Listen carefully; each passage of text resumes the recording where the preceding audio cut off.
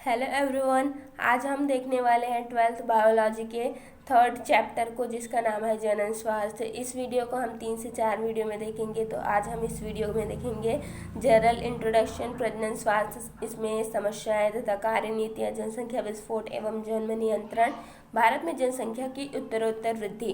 ठीक है, तो हम फर्स्ट देखते हैं इंट्रोडक्शन। तो इंट्रोडक्शन में हम देखेंगे कि स्वस्थ व्यक्ति कौन होता है, जो सामाजिक, शारीरिक, मानसिक और भौतिक रूप से जो विकृति विहीन हो, यानी कि जिसमें कोई भी डिफॉर्मिटीज ना हो, उनको क्या बोलते हैं, स्वस्थ व्यक्ति बोलेंगे। और बीमारी क्या है, जो हमारे शरीर के जो स्ट्रक्चर है या फिर जो फंक्शन है हमारी बॉडी के, उसको अगर डिफेक्ट करता है, यानी कि कोई विकृति आ जाती है हमारे शरीर में, तो उसे क्या बोलेंगे, बीमारी बोलेंगे। और बीमारी के वजह से जो हमारे शरीर में जो भी डिफॉर्मिटीज़ दिखेंगी, जो भी कुरूपता दिखेंगे, उसको क्या बोलेंगे, लक्षण बोलेंगे। जो भी हमारे बॉडी में प्रॉब्लम्स आएंगे उनको बोलेंगे लक्षण। ठीक है, प्रजनन स्वास्थ्य क्या होता है, प्रजनन के सभी पहलुओं सहित एक संपूर्ण स्वास्थ्य, अर्थात शारीरिक, भावात्मक, व्यवहारात्मक तथा सामाजिक स्वास्थ्य। यानी कि प्रजनन में पूरे तरीके से स्वस्थ होना चाहिए कोई भी इंसान, चाहे वो शारीरिक हो, भावात्मक, व्यवहारात्मक तथा सामाजिक स्वास्थ्य हो, यानी कि सभी तरफ से जो स्वस्थ हो उसे प्रजनन स्वास्थ्य कहेंगे। ठीक है, प्रजनन स्वास्थ्य में क्या क्या समस्याएं आती है और उसकी क्या क्या कार्य नीतियां हैं उसको देखेंगे। तो क्या है समस्याएं, क्या है, टैबूज है, यानी कि हमारे जो सोसाइटी है उसमें बहुत सारी सोशल टैबूज है जो कि हमारे प्रजनन स्वास्थ्य को अफेक्ट करती है। ठीक है, अर्ली मैरिज, यानी कि कम उम्र में विवाह कर देने से क्या होता है, और लोगों में मैच्योरिटी नहीं आ पाती, जिसकी वजह से प्रजनन स्वास्थ्य में बहुत सारी समस्याएं आती है। उसके बाद आता है किड पेरेंट्स, यानी कि जो माता पिता है उसका बच्चों जैसा होना है, यानी कि कम उम्र में जैसे कि विवाह हो जाने से क्या होता है कि जो माता पिता है तो उनका जो बच्चा होता है वो भी बच्चों की तरह ही होते हैं, क्योंकि उन लोग मैच्योर नहीं हो पाते हैं। ठीक है, कैरियर, यानी कि जो माता पिता है अगर कम उम्र में उनका विवाह कर दिया जाता है तो उन लोग जो है आगे परिपक्व नहीं हो पाते और अपना जो है करियर नहीं बना पाते, अपना जो एजुकेशन है वो कंप्लीट नहीं कर पाते।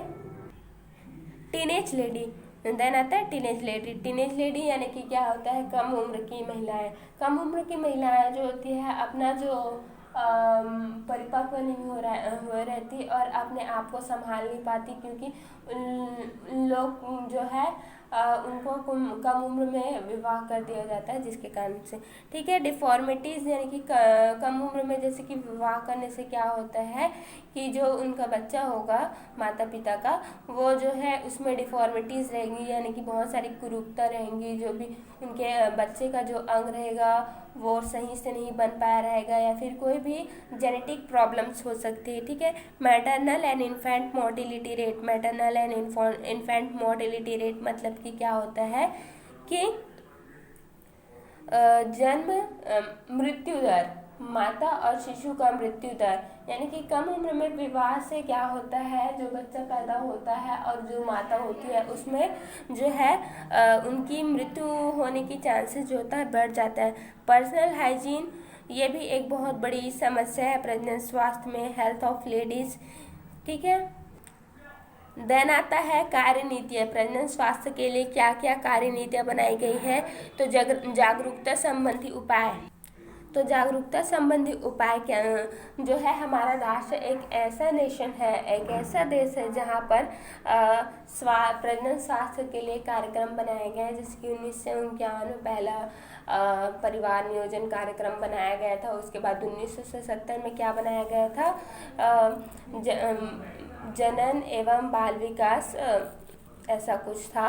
ठीक है, तो जो है लोगों को जागरूक करने के लिए राष्ट्र द्वारा बहुत सारे कार्यक्रम बनाए गए हैं, जिससे कि लोग जो है जागरूक हो सके प्रजनन स्वास्थ्य के लिए। ठीक है, बड़ों की भूमिका कैसे कि जो किशोरावस्था के जो लोग हैं उनको अच्छे से समझाने के लिए, प्रजनन स्वास्थ्य के लिए जागरूक करने के लिए माता पिता और जो टीचर्स हैं उनको इन्वॉल्व करना चाहिए, जिससे कि लोग जो है बेहतर तरीके से प्रजनन स्वास्थ्य के महत्व को समझ सकें। ठीक है, यौन शिक्षा, विद्यालय स्तर में बच्चों को यौन शिक्षा दी जा रही है, यानी कि जो यौन अपराध रहता है या फिर यौन संबंधी जो बीमारी होती है, लैंगिक रूप से संचरित होने वाली जो बीमारियां होती है, उनके बारे में अवेयर किया जा रहा है। परिवार नियोजन संबंधी जानकारियां दी जा रही है सरकार के द्वारा। अनियंत्रित जनसंख्या की जो भयावहता है उसको बताया जा रहा है, ताकि लोग जो है अपने फैमिली प्लानिंग को नियंत्रित कर सकें। सामाजिक कुरीतियाँ हैं, और लोग बहुत सारी धार्मिक मान्यताएं मानते हैं जो कि कई सारी गलत भी होती है, तो उनके बारे में राष्ट्र द्वारा, सरकार द्वारा अवेयर किया जा रहा है। लिंग निर्धारण, जो मादा भ्रूण है उसका गर्भ में ही हत्या कर दी जाती है, तो लिंग निर्धारण को प्रतिबंधित कर दिया गया है। और लड़की और लड़कियों के लिए एक मैरिजेबल ईयर बना दिया गया है, एज बना दिया गया है कि लड़कों के लिए 21 साल और लड़कियों के लिए 18 साल ये उम्र बना दिया गया है विवाह का। ठीक है, उसके बाद आता है population explosion and birth control, यानी कि जनसंख्या विस्फोट एवं जन्म नियंत्रण। ठीक है, तो पॉपुलेशन ये वर्ड का व्युत्पत्ति कहाँ से हुआ है? ग्रीक वर्ड से हुआ है, पॉपुलस, जिसका मतलब होता है लोग, यानी कि जनसंख्या ऐसा चीज़ है जिसमें एक निश्चित क्षेत्रफल में कई सारी प्रजाति के लोग या फिर एक ही प्रजाति के लोग जो है एक साथ रहते हैं, उसे जनसंख्या कहते हैं या फिर आबादी कहेंगे या फिर उसी को समष्टि कहते हैं। ठीक है, उसके बाद आता है एक क्लार्क नामक वैज्ञानिक था जिसने जनसंख्या को दो भागों में डिवाइड किया है, mix population and monospecific population. Mix population क्या होता है? जिसमें कई प्रकार की जातियों के लोग एक साथ रहते हैं एक निश्चित क्षेत्रफल में। और मोनोस्पेसिफिक पॉपुलेशन यानी कि होता है कि एक ही प्रजाति के लोग एक ही जगह में रहते हैं, उसे बोलते हैं। लेकिन ये मोनोस्पेसिफिक पॉपुलेशन जो है व्यवहारिक रूप से सही नहीं है, क्योंकि कहीं पर भी एक ही प्रजाति के या फिर एक ही प्रजाति के जीव जो है एक साथ नहीं रहते। ठीक है, इसके बाद आता है एक इम्पॉर्टेंट टर्मिनोलॉजी है डेमोग्राफी।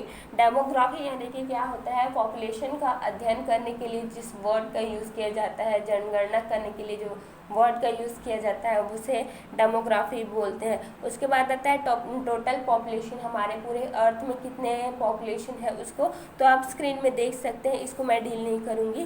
ठीक है, उसके बाद आता है भारत में जनसंख्या की उत्तरोत्तर वृद्धि। तो हमारा जो देश है वो क्षेत्रफल की दृष्टि से तो 7वें नंबर में है, लेकिन जनसंख्या की दृष्टि से क्या है? दूसरे नंबर में है। तो हमारा जो क्षेत्रफल है वो कम है, लेकिन जो लोग हैं वो बहुत ज़्यादा है, जिसके वजह से जो जनसंख्या है वो लगातार उसमें वृद्धि होते चले जा रहा है। ठीक है, अब देखेंगे कि जनसंख्या वृद्धि का कारण क्या है। तो हाई मॉर्बिडिटी रेट यानी कि उच्च जन्म दर और निम्न मृत्यु दर, यानी कि जो मृत्यु है वो कम हो रहा है और जो जन्म दर है वो बढ़ गया है, जिसके वजह से जनसंख्या में वृद्धि हो रही है। ठीक है, चाइल्डहुड मैरिज हो रहा है, यानी कि कम उम्र में बच्चों की शादी कर दी जाती, जिसके वजह से उसे प्रजनन की दृष्टि से परिपक्व माना जा रहा है और अनियंत्रित फैमिली प्लानिंग कर रहे हैं। ठीक है, लो सोशल स्टेटस यानी कि जो निम्न स्तर के लोग होते हैं वो क्या सोचते हैं कि अगर हमारे परिवार में ज़्यादा लोग होंगे तो हमारी जो आर्थिक स्थिति है वो बेहतर रहेगी, लेकिन ऐसा बिल्कुल नहीं है। ठीक है, इलिटरेसी एंड सोशल टैबूज, हमारे जो सोसाइटी है उसमें बहुत ही ज़्यादा निरक्षरता है, जिसके वजह से बहुत सारे अंधविश्वास है हमारे जो सोसाइटी है उसमें, जिसके वजह से जनसंख्या में वृद्धि हो रहा है। ठीक है, जनसंख्या वृद्धि के कारण उत्पन्न समस्याएं, अब क्या क्या समस्याएं आ रही है? तो एक तो गरीबी है, उसके बाद आता है पॉल्यूशन यानी कि प्रदूषित हो रहा है हमारा इन्वायरमेंट, क्योंकि लोगों द्वारा जो भी प्राकृतिक संसाधन है उसका ज़्यादा यूज़ किया जा रहा है, उसकी वजह से। उसके बाद जो है हमारा पारिस्थितिक तंत्र जो है बिगड़ता चला जा रहा है। अनएम्प्लॉयमेंट है, यानी कि लोग उतने ही क्षेत्रफल या फिर काम जो है एक निश्चित है, लेकिन जो लोग हैं वो ज़्यादा बढ़ गए, जिसके वजह से जो है अनएम्प्लॉयमेंट आ रहा है। ठीक है, उसके बाद जो है मिसयूजेस ऑफ थिंग्स, यानी कि कोई भी चीज़ का अति दोहन कर रहे हैं लोगों द्वारा। और excessive use of natural sources, यानी कि जो है प्राकृतिक संसाधन का एक्सेस में यूज़ कर रहे हैं, जैसे कि कोयला, पेट्रोलियम, ये एट्सेट्रा।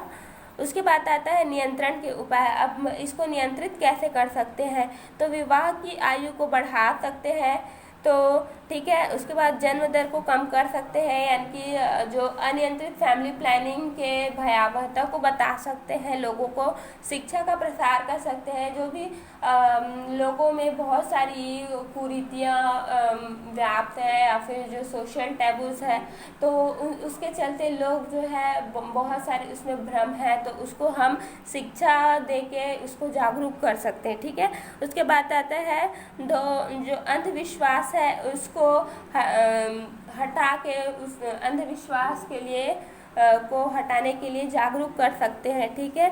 उसके बाद आता है स्मॉल फैमिली के इम्पोर्टेंस को समझा सकते हैं। उसके बाद आता है परिवार नियोजन के तकनीकों को का उपयोग कर सकते हैं, ठीक है। तो इस वीडियो में इतना ही था। अगर पसंद आए तो लाइक शेयर एंड सब्सक्राइब जरूर करिएगा। तब तक के लिए धन्यवाद, और अगले वीडियो इसका अगला पार्ट जो है अगले वीडियो में देखेंगे। तब तक के लिए थैंक यू।